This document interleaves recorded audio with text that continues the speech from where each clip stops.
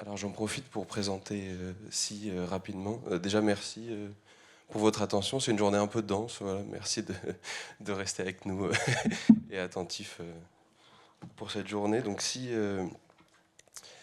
vous êtes un auteur, un chercheur, un traducteur. Vous avez beaucoup de casquettes. Si rapidement. Déjà merci. J'ai mon délai. Pour votre attention. C'est une journée un peu dense. Voilà. Merci de rester avec nous et attentif. Donc Si aussi, vous êtes professeur en théorie critique à l'Université des Beaux-Arts de Marseille. Et nous, de l'extrait qui nous a intéressé pendant le workshop, ça vient de votre livre Écologie des vivantes, voyage en terre queer que vous avez écrit en 2021, et qui nous a intéressé, nous, en tant qu'étudiants, pour le point de vue de ce tiers depuis lequel vous parlez, où vous tentez de concilier militantisme des luttes LGBTQI+, avec votre militantisme écologiste écologique, et comment combiner ces deux manières. Vous le faites à partir de jardins, d'icônes queer et d'icônes du militantisme socialisme. Et cette approche, elle nous a vraiment intéressés pour comment regarder des solutions à partir du vert et à partir de notre rapport au vivant. Et il me semble que vous avez aussi fait partie d'un ouvrage collectif sur les friches, si je ne me trompe pas, rue des Halles, donc Identité liquide, que vous avez écrit en 2025. Et là, vous parlez aussi donc, de la friche urbaine cette fois-ci. Donc je pense que on a en tout cas ce rapport ou ce point de départ des adventistes, ou cette capacité du jardinier de regarder ce qui est mauvais ou ce qui est délaissé, et y trouver de la vie et beaucoup de sources d'inspiration. En tout cas, merci, je vous laisse.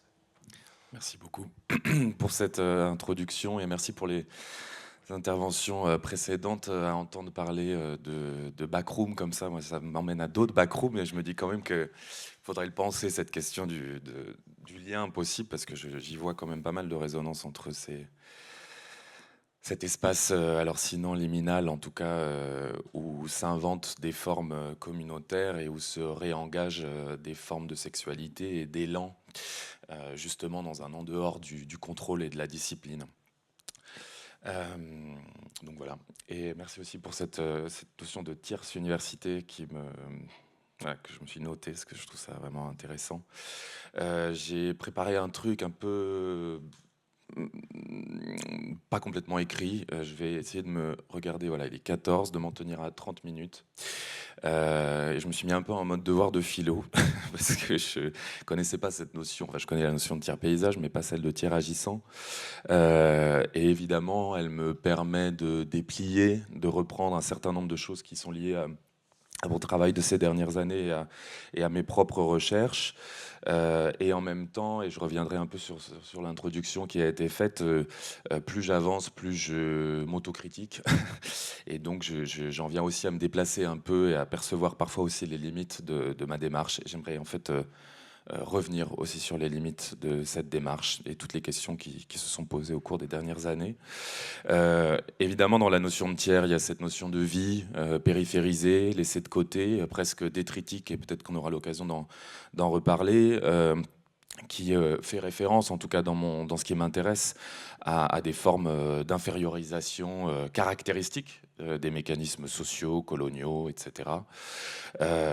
Et évidemment, une partie de mes recherches s'est justement attachée à penser certains groupes sociaux, en l'occurrence alors déviants ou queer, c'est-à-dire on pourrait dire presque une sorte de tiers sexuel et sensible, c'est-à-dire toutes celles qui ont été marginalisées, infériorisées en raison de leur différence ou déviance à l'ordre sexuel, qu'il soit reproductif ou binaire en termes de genre. Donc je voudrais commencer peut-être par un premier temps qui en fait a été celui de mon travail principal, c'est-à-dire qui a consisté à interroger ce tiers mémoriel, c'est-à-dire une histoire des écologies déviantes et des marges folles aussi sur le plan activiste. Bon, désolé, ça fait un peu autopromo, mais je vous promets, je vais parler pas que de moi. Euh, donc s'il s'agit effectivement de faire résonner cette notion de tiers paysage aussi de Gilles Clément. Euh, pour moi, une des questions principales qui s'est posée avec Écologie déviante et donc ce premier livre et la prolongation des publications, ça a été de se demander dans quelle mesure cette position tierce, c'est-à-dire c'est une forme de marginalisation, de périphérisation d'existence ou de leur invisibilisation, ont pu produire des formes d'écologie singulière, fertiles à leur manière. Et est-ce qu'il y aurait une sorte d'équivalence entre ce tiers paysage et ce tiers sexuel, entre des marges et bordures folles des jardins, des champs, et puis d'autres formes d'herbes folles? Et donc ça a été une partie de mon travail que d'aller chercher dans les archives, dans les mémoires minoritaires de l'écologie, comme de l'histoire des luttes plus globalement de libération sexuelle depuis le 19e siècle, parce que évidemment ça ne se cristallise pas uniquement dans les années 60 et 70. Voilà, ce qui a été une partie de mon travail, c'était de trouver des moments de rencontre entre la question écologique et, on va dire, des trajectoires d'émancipation sexuelle, de voir s'il y avait quelque chose comme ça d'une pensée éco-queer qui aurait existé depuis le 19e siècle. Je vous ai mis quelques exemples. J'ai mis tout à droite l'ouvrage d'Edward Carpenter, que je vais brièvement évoquer, mais qui est, selon moi, très important. Edward Carpenter, c'est un éco-socialiste britannique qui naît à la fin de la première moitié du 19e siècle et qui va quand même traverser toute la deuxième moitié du 19e siècle, les débuts du 20e, et qui va assister à l'essor et au renforcement et à l'expansion du capitalisme industriel et colonial. Lui, il naît dans un environnement extrêmement bourgeois, donc il est issu de la grande bourgeoisie anglaise, militaire, administrateur de l'Empire. Et puis, il va avoir une trajectoire un peu spécifique, c'est-à-dire qu'il va rompre avec son milieu et se déplacer vers le nord de l'Angleterre, faire des liens avec les mouvements de lutte ouvrière. Il va créer une sorte de maison qu'il va faire construire parce qu'il a un capital économique issu de sa classe, et ça on pourra en reparler, et faire émerger une sorte de ce qu'il appelle une vie simplifiée. Et la vie simplifiée chez Carpenter, elle est intéressante parce qu'elle manifeste pour moi justement cette articulation d'écologie queer, c'est que c'est à la fois ce qu'on pourrait appeler une décroissance, c'est-à-dire la recherche de simplification d'un quotidien, trouver une forme d'écologie du quotidien, se débarrasser de tout le superflu, du luxe caractéristique des consommations de la classe bourgeoise et de la classe moyenne de son époque. Mais c'est aussi voilà, toute une circularité, le développement de techniques de recyclage, etc. Mais cette simplification, elle touche aussi le corps. Elle touche aussi toutes les couches et toutes les constructions qui régulent, disciplinent, domestiquent le corps et empêchent le corps de s'épanouir pleinement au sein de la société, au sein de sa propre civilisation. Je vous ai mis une photo de lui parce que, comme je le dis souvent, je le trouve très beau gosse. Alors, je mets à chaque fois sa photo. Et ça fait partie, et je ne le dis pas aussi gratuitement parce que et là, je reprends aussi ce que dit Hélène Gianecchini dans Un désir démesuré d'amitié. Quand on travaille sur les archives minoritaires, notamment depuis des expériences qui résonnent, des expériences intimes qui résonnent avec ces enjeux-là, la question du désir, la question du désir d'archives, la question des affects qui sont mobilisés quand on travaille les archives, peut être aussi érotiques. Il y a une chercheuse qui s'appelle Elisabeth Freeman, qui est malheureusement morte l'année dernière, qui parle d'éroto-historiographie, en essayant de saisir qu'on est attaché aux archives qui ne sont, voilà, d'une manière qui engage le corps. Et je pense que ça, c'est quelque chose qui m'intéresse et qui m'importe de plus en plus d'insister là-dessus. Et que ça veut dire aussi voilà, de pouvoir trouver beau gosse à quelqu'un et parfois juste avoir envie de le lire pour ça. Euh, oui, et donc je disais, Carpenter a cette vision. Alors lui, il parle de simplification, il parle aussi de retirer les couches, voilà, qui nous oppressent, qui nous étouffent. Et donc il a cette vision comme ça d'un corps façonné, empêché, discipliné par le capitalisme industriel et colonial. Et donc une partie de son entreprise, ça va être d'écrire de la théorie sexuelle. Il va écrire différents textes, alors à la fois aussi sur le mariage, parce qu'il n'est pas uniquement intéressé par les questions queer. Je ne sais pas si j'ai mis... Non, c'était dans un souci d'économie, je vais essayer d'aller vite. Donc là, vous avez quelques photos avec certains de ses camarades, dont deux de ses compagnons. Ce qui veut dire aussi qu'il met en place un rapport à l'amour et aux complicités amoureuses et affectives et amicales qui va à rebours des conventions de l'époque. Et il va écrire, comme je le disais, une critique du mariage. Il va également écrire sur la civilisation qui est la sienne comme porteuse de maladies pour le corps, avec une approche assez critique des nouvelles formes d'hygiénisme qui émergent à son époque. Il va écrire sur le yoga, sur la méditation, sur des manières justement de trouver un autre rapport sensible, connecter une autre connexion à son corps physique et sensuel. Donc, et puis il va écrire de la théorie sexuelle. Et il va théoriser, selon moi, produire une des premières théories politiques de la sexualité et de l'homosexualité. Il va les qualifier de classe intermédiaire. Alors peut-être que c'est cette classe tierce entre les hommes et les femmes, une classe intermédiaire qui en fait serait positionnée de manière plus fluide en termes de genre et de sexualité. Je ne reviens pas dans les détails, mais si ça vous intéresse, on peut en reparler. Voilà, je vous ai mis une photo de l'un des compagnons, enfin son compagnon principal, qui est issu de la classe ouvrière. Ce qui veut dire aussi, je dis classe ouvrière, que le désir a une fonction politique chez Carpenter, le désir et la sexualité, et je pense qu'on pourrait différencier les deux, c'est qu'il a une fonction de rupture, une fonction de fracture des dominations raciales, sociales, et par le désir, lui, il parle d'amour. Il parle aussi d'amour, il parle d'amour homogénique. Et il ne faudrait pas se contenter de le réduire à la question sexuelle, c'est une sorte de compagnonnage, d'élan vers l'autre. Et il considère que les personnes dites de la classe intermédiaire sont particulièrement aptes à saisir la puissance d'un désir qui est susceptible de réparer ou de transformer des relations entre humains, mais des relations aussi aux non-humains. Il parle beaucoup des animaux, il est végétarien, etc., qui ont été abîmées et qui sont sans cesse détruites, appauvries par le capitalisme industriel et colonial. Je passe malheureusement sur la suite. Dans la continuité de ce travail sur Edward Carpenter, voilà, d'autres exemples ont surgi qui résonnent avec cette notion. Alors, je ne sais pas si ça résonne avec la notion de tiers-paysage, mais en tout cas, qui résonne avec la question que je voulais me poser, c'était comment des communautés ou des expériences queer ou proto-queer, parce qu'elles ne se définissent pas comme telles, ont produit d'autres agencements du jardin, d'autres cultures de la vie, etc. Un des exemples que je développais dans mon livre, c'est Vita Sackville-West, que vous connaissez peut-être pour ses écrits botaniques, mais peut-être aussi pour ses romans, ou peut-être juste parce que elle était proche de Virginia Woolf et qu'elle a aussi inspiré Orlando. Je passe les détails sur Vita Sackville-West, qui m'intéresse pas tant que ça au regard de son incapacité à penser sa propre situation sociale, même si elle fait de très beaux jardins. Elle m'intéresse moins sur le plan de l'anticapitalisme, vous vous en doutez bien.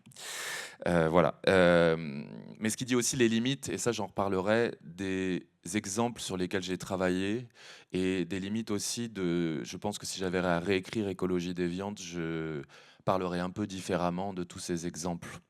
Et je vais vous expliquer pourquoi. Je cite aussi une partie de mon travail plus récent, donc qui s'est... Voilà, que vous voyez peut-être incarné dans Les Pédales et leurs amis et Un manifeste gay. Ça a été donc à la suite de ce travail sur le 19e, la fin du 19e, qui me semble un moment extrêmement important pour penser l'émergence de la continuité de socialisme utopique, dont que Carpenter incarne en partie, mais aussi ses amis, Edith Lee, Havelock Ellis, etc. Donc il y a toute une frange relativement marginalisée des socialismes libertaires et de l'anarchisme qui essaye de penser des nouvelles modalités de vie à la fin du 19e, notamment en Angleterre. Il me semble qu'il y a un écho entre cette fin du 19e et les années 60-70, évidemment dans la lignée de mai 68, mais aussi aux États-Unis, des mouvements pour les droits civiques, des mouvements féministes, des mouvements d'émancipation sexuelle. Et dans ce cadre-là, plusieurs textes m'ont intéressé, plusieurs initiatives ont focalisé mon attention au cours de ces dernières années. Ça a été, alors ce Gay Manifesto, c'est Manifeste Gay qui est écrit quelques mois avant Stonewall, qui est l'un des premiers textes manifestes qui essaye de penser une politique homosexuelle radicale, révolutionnaire, et travailler par la question des coalitions. Alors, je ne sais pas si on dirait convergence, mais en tout cas de coalition avec les mouvements antiracistes, les mouvements féministes et les mouvements lesbiens dans l'espace public. C'est-à-dire qu'on bascule de mouvements homophiles et lesbiens qui se constituaient plutôt comme des communautés affectives, intellectuelles, critiques, mais qui en même temps n'avaient pas forcément cultivé ce rapport réactionnel et confrontationnel à la rue. Et là, on est vraiment, vous voyez, avec Stonewall et la fin des années 60 et le début des années 70, dans un basculement que le manifeste théorise, basculement qu'il théorise aussi et qu'il associe à la critique des modes de consommation et la manière dont le capitalisme refaçonne et transforme les communautés queer. Et quand je dis queer, LGBTQI, en tout cas LGBT à l'époque.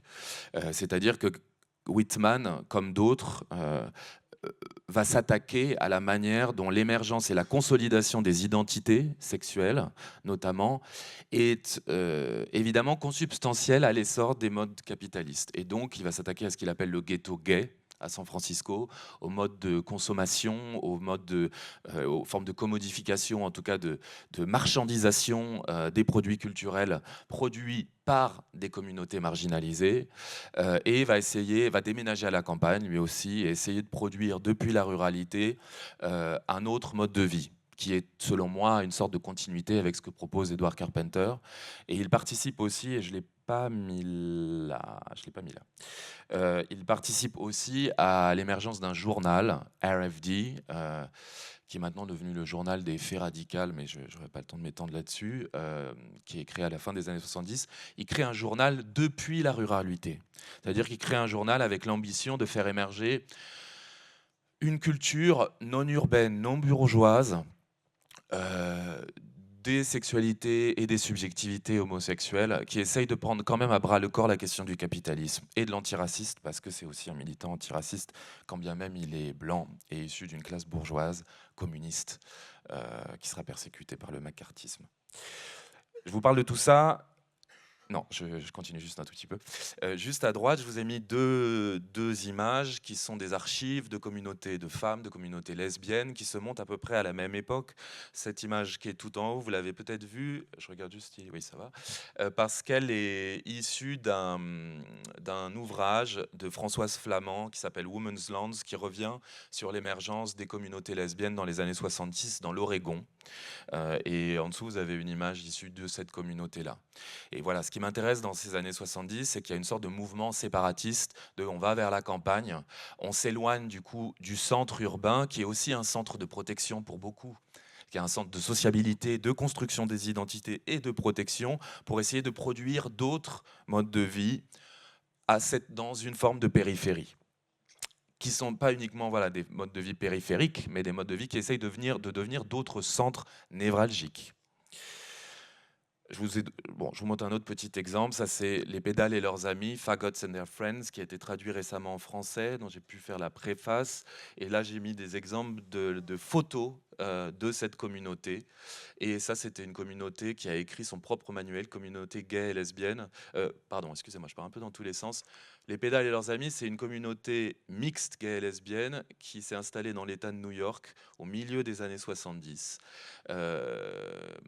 qui s'est installée dans un moment de backlash conservateur, c'est-à-dire qu'on est après le début des années 70, à un moment où le gouvernement américain et la nouvelle droite américaine produit une forme de backlash, de réforme, de discours extrêmement violent à l'encontre de l'émancipation sexuelle, des identités LGBTQI notamment. Et c'est pour ça que ça s'appelle Les pédales et leurs amis entre les révolutions.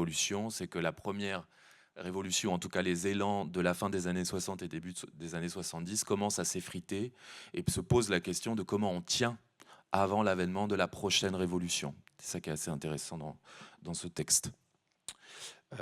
Bon, je vous en parle pas plus, mais voilà. Et dans la lignée, pour continuer à tracer assez rapidement ce sur quoi j'avais travaillé,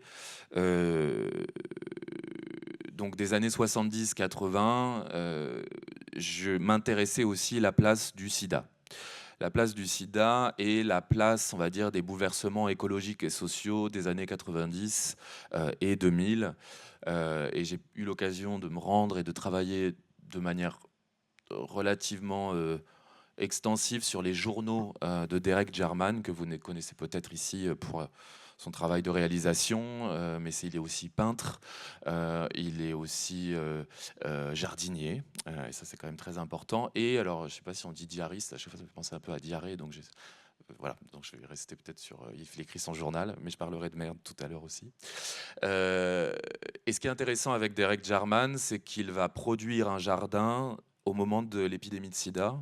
C'est-à-dire qu'il achète cette petite maison côtière dans le sud du Kent, juste après la catastrophe de Tchernobyl, juste au moment où il apprend sa séropositivité.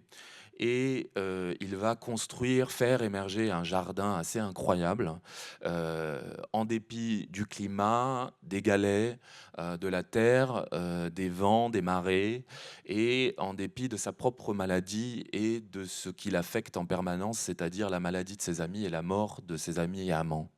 Et donc il y a quelque chose qui se tisse, ce qui me semble justement répondre à ce que je posais comme enjeu de départ des écologies déviantes, d'une écologie queer, en tout cas, c'est-à-dire d'une pratique de soins du vivant informée par la destruction et en même temps qui sans cesse, à travers la complicité avec la culture du jardin, maintient une forme d'élan vital. Et ça, il me semble que c'est très important. Et pour raisonner avec cette notion de backroom tout à l'heure, ce qui est intéressant aussi avec Derek Jarman, c'est que c'est quelqu'un qui pratique le cruising. Donc lui, il va pas dans les backrooms, il va plutôt dans les zones obscures des parcs et des paysages, mais il a une pratique autre du paysage qui est une pratique désirante des lieux et des paysages. Et donc il va aller à la fois, il va beaucoup dans les parcs à la nuit tombée, et donc ça c'est quelque chose qui m'a intéressé pour faire des rencontres sexuelles. Et ces parcs deviennent aussi un lieu de complicité, un lieu d'utopie, où il imagine aussi une communauté d'hommes la nuit qui se rencontrent et où toutes les barrières de classe, d'âge, de race s'abolissent l'espace d'un moment commun dans les marges de la ville. Et ça m'intéresse. Ça m'intéressait et ça continue de m'intéresser.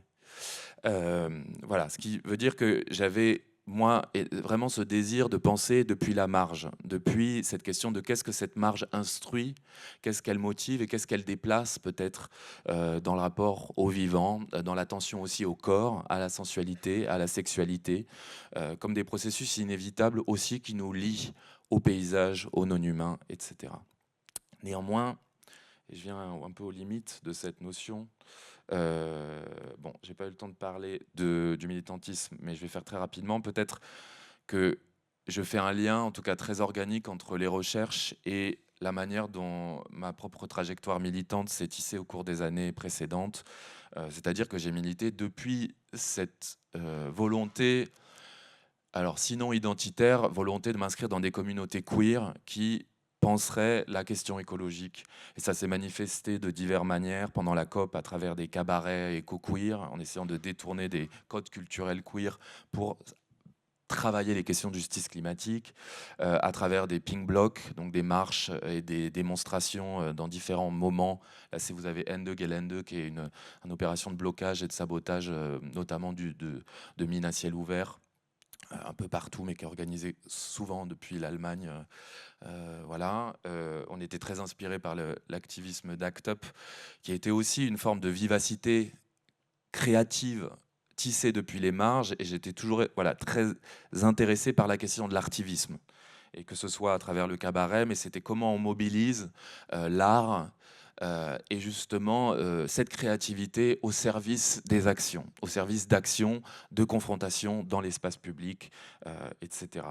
Et j'ai fait partie de différents groupes. L'un des derniers, quand je vivais encore à Paris, ça s'appelait le CLAC, le Communauté de lutte et d'autonomie queer ou d'action queer, peu importe.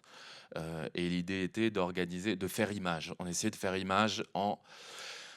C'était pas que de faire image, mais c'était à la fois de réaffirmer une convergence des luttes entre des expériences queer, mais aussi notamment sur la question du droit d'asile et de soutien aux exilés. Mais c'était aussi de produire des actions choc un peu dans la lignée d'ACT UP. Et j'avais à l'époque l'espoir qu'il était possible de faire image. En tout cas, qu'il y avait quelque chose du pouvoir des images et maintenant je suis un petit peu plus nuancé vis-à-vis de ça. Euh, mais en tout cas, il y avait, voilà, c'est vraiment cette volonté de parvenir à la manière d'Act Up à produire nos propres narratifs et à percer un peu le plafond de verre médiatique. Ça s'est manifesté de plein de manières différentes. Voilà.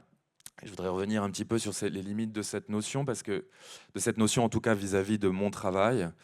Euh, Aujourd'hui, j'écris beaucoup plus sur le pollué, l'impur, la merde, les déchets, le dégoût, comme si il fallait de plus en plus chercher un sujet de moins en moins désirable.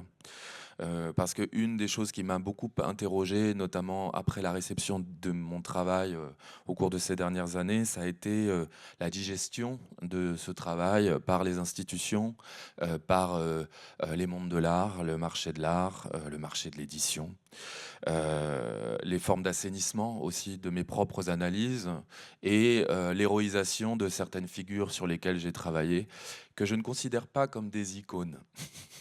Et je vais expliquer pourquoi je pense que c'est important de ne pas les penser comme des icônes. Quand bien même, ça ne veut pas dire qu'il ne faut pas se connecter à leur puissance de vie. C'est qu'évidemment, pour reprendre Fischer qui était cité tout à l'heure, le capitalisme tardif est particulièrement capable de continuer à digérer son autocritique. Et les institutions qui en fait le soutiennent, qu'elles soient bourgeoises ou enfin, en général plutôt bourgeoises, plus ou moins malgré elles, participent sans cesse de cet appauvrissement avec lequel il faut se battre. Et donc pour moi, un des enjeux, c'est de maintenir la question identitaire, la question des icônes comme Edward Carpenter, Derek Jarman, des termes aussi, écologie queer, etc., non pas comme des mots d'ordre purs, des concepts magiques qui seraient désarticulés à un vrai projet politique anticapitaliste. Parce qu'autrement, ça devient des concepts qui surfent, ou en tout cas qui voguent un peu à la surface des choses, et qu'il est toujours possible de retourner comme un gant. Alors, je suis pas toujours fan, moi, de ce truc, l'écologie sans lutte des classes, parce que pour moi, il y a d'autres choses liées à l'écologie, puis le jardinage, ça peut être déjà plein de choses.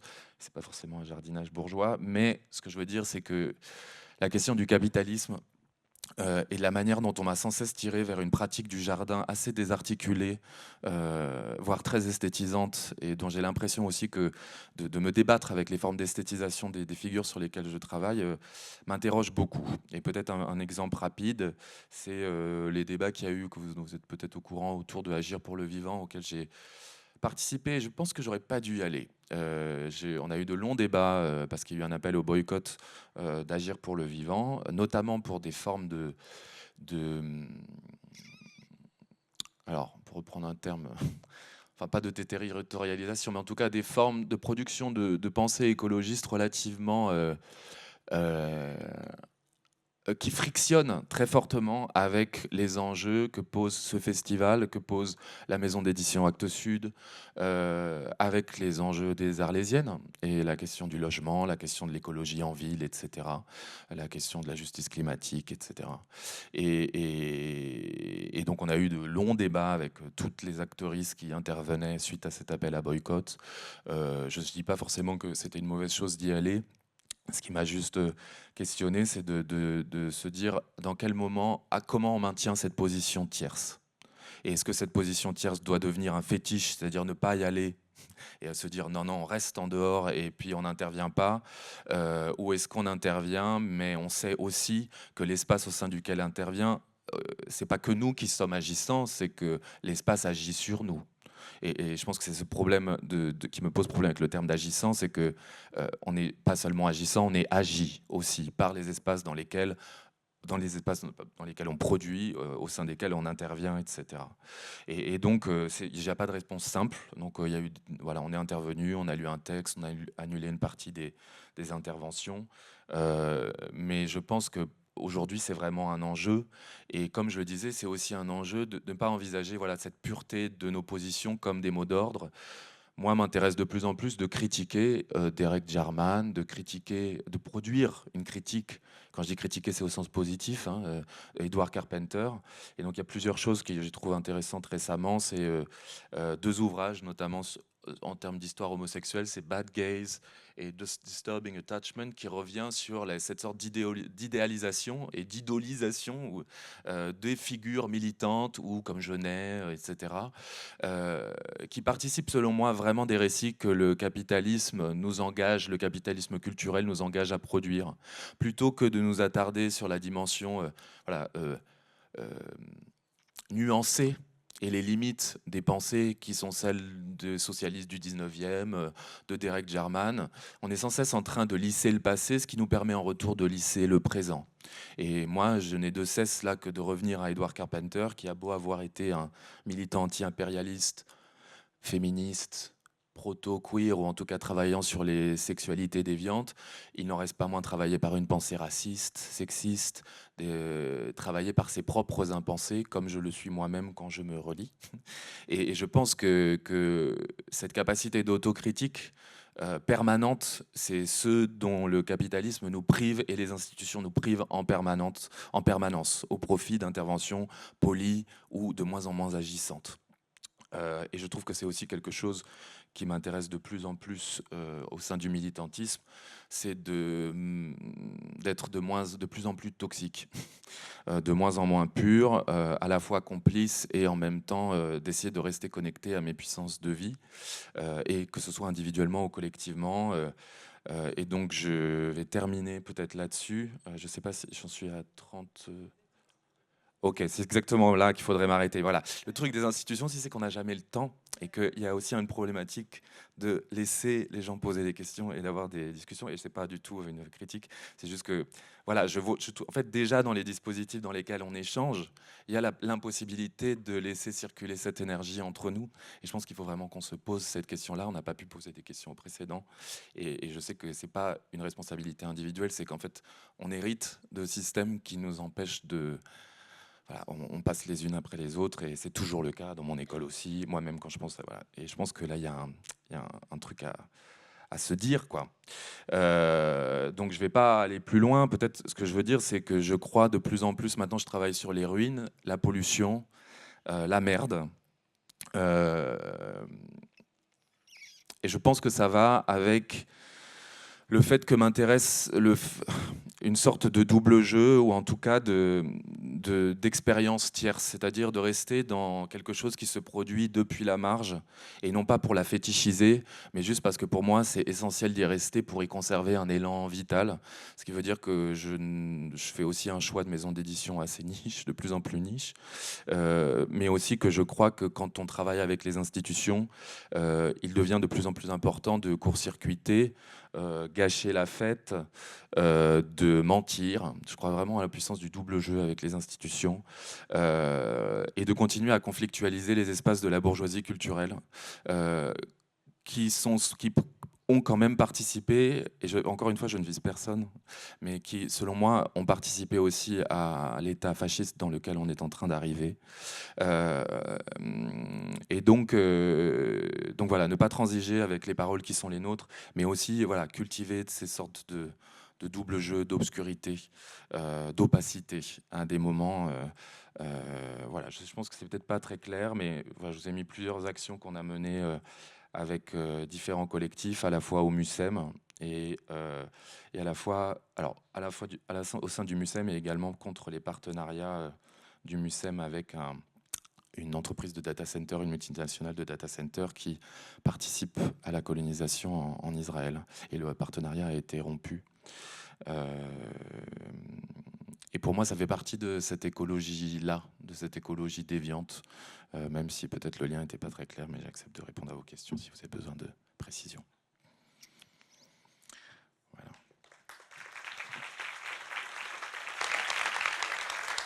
Merci beaucoup aussi. Est-ce que il y a des questions dans le public pour Si? Bah déjà, merci beaucoup. À un moment, tu t'es dit plus nuancé sur l'idée de faire image. Ouais. Je voulais voir ce que tu entendais par là, pourquoi plus nuancé, et déjà revenir peut-être par qu'est-ce que tu entends par faire image. Oui. Alors, plusieurs choses. Je vais essayer d'être concis. La première chose, c'est sur le plan militant.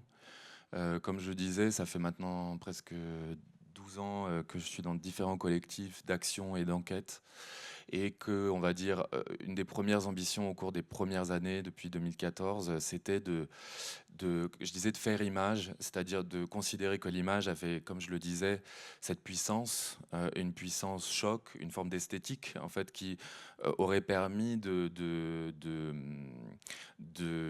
sensibiliser plus activement ou de mobiliser les personnes, voilà, de s'adresser à un public plus large. Et donc, une grande partie de ce qui m'intéressait avec l'artivisme, ACT UP, on va dire les mouvements écologistes des années 90 et 2000, altermondialistes, etc., c'était toutes ces formes d'action qui, dans l'espace public, tout d'un coup organisent de grands carnavals, les traditions de Pink Bloc des années 2000 dont on peut parler Starhawk par exemple, voilà, les die-in, etc.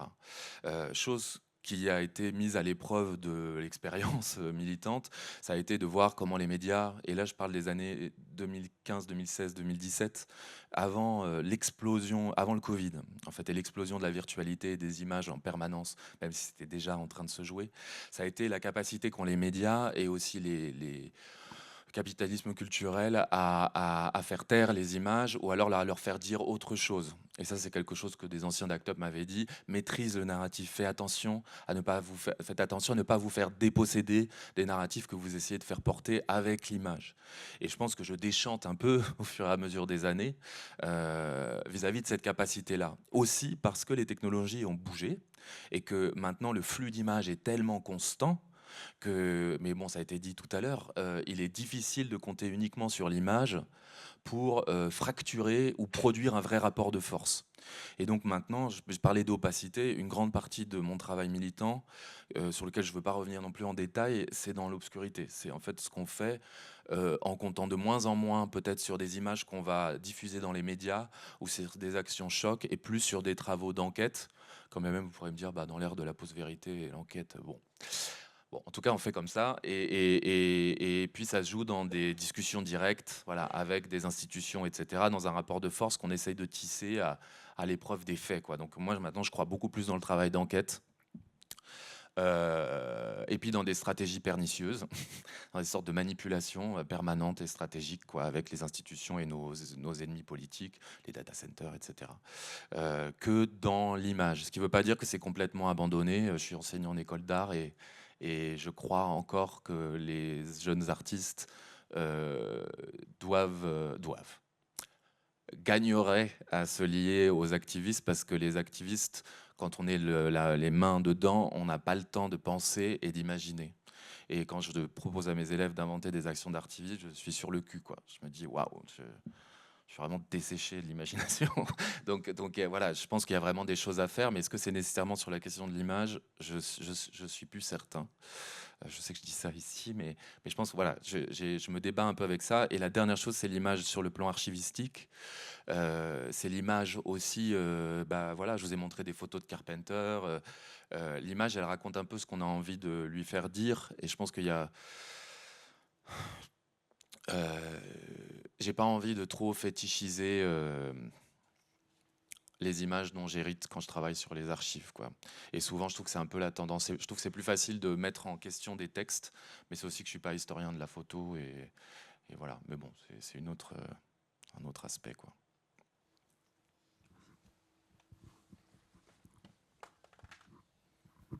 Merci. Si, oui, moi j'ai envie de poser plein de questions encore. Je pense que il faut probablement qu'on continue, mais je suis pareil. Enfin, je pense qu'en école de photo, on est un peu tous traversés par ce rapport qu'on a justement à mettre en lumière, même des marges en faisant de la photographie qui parfois n'ont pas besoin d'être mises en lumière, et à quel point on fait sortir du tiers aussi ce qu'on essaie d'illustrer, et en tant qu'artiste se positionner, de pas faire image des autres mais faire aussi image de ce qu'on a de ce qu'on a créé ou de ce qu'on a vécu. Et parfois on se demande si, ouais, on pourrait faire du vrai travail documentaire si on ferait pas juste de l'archive qu'on enterrait et qu'on ressortirait dans longtemps. En tout cas, je pense que c'est très important d'avoir ces archives, et peut-être pas de peut-être pas pousser avec la photographie à faire trop d'icônes non plus. Moi, je suis pas en train de dire faut pas faire de la photo. En fait, c'est pas mon médium, donc je pense que je n'en mesure pas la plasticité. Et je pense que justement, s'il y a un endroit de question et de trouble, c'est là qu'il faut y aller. En fait, c'est que là, il y a quelque chose à réinventer avec l'image. C'est au moment où ça devient compliqué qu'il faut rester. Et je pense qu'il y a plein de manières de travailler l'image. C'est pour ça que je parlais de la question du mensonge. Moi, il y avait beaucoup de propositions d'élèves dans le cours d'artivisme qui étaient comment détourner les images. En fait, et moi, je suis très intéressé aussi par le mensonge de l'image, par la manière aussi dont on peut mettre ça à profit, faire des fausses actions en transformant. Donc, je pense qu'il y a plein de manières quand même d'aller chercher cette photographie. Et comme je n'en mesure pas la plasticité, enfin, j'ai été journaliste à un moment avant. Et bon, je faisais de l'image, c'est que j'avais encore le. Bon, ouais. Bon, voilà, je pense que c'est justement intéressant de se dire que ça pose problème. Je suis d'accord, posons problème. Merci, si.